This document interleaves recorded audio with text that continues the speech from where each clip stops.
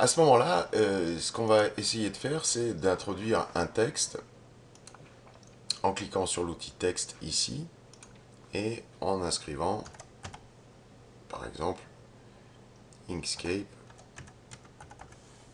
Alors là, j'ai une police symbolique qui n'est pas du tout parlante. Je vais donc sélectionner mon texte et puis changer la police en mettant la même qu'on avait mis en cours, c'est-à-dire Loki-Cola, et en agrandissant mon texte pour venir le placer sur mon objet.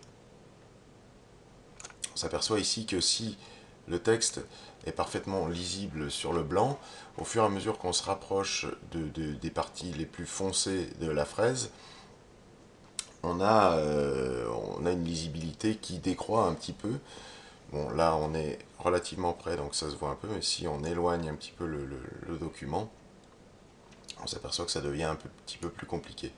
Si on avait voulu en plus le passer dans une autre couleur, alors ça aurait été encore plus compliqué. Un autre petit truc pour les couleurs, pendant que j'y pense, souvent si vous ne savez pas de quelle couleur dessiner vos formes ou écrire votre texte lorsque vous avez une photo derrière, une des solutions qui peut être agréable, enfin pratique, pardon, pour choisir une couleur dont on est sûr qu'elle va être accordée avec votre image, c'est de cet outil pipette ici qui va vous permettre d'aller piquer une couleur à l'intérieur même de la photo.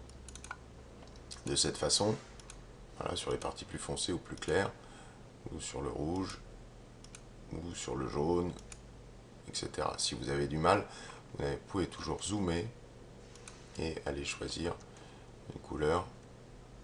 Bon, là j'ai choisi un jaune, et on s'aperçoit justement qu'avec le jaune, la lisibilité est encore moindre qu'avec le noir. Mais on va avoir une petite solution pour remédier à tout ça.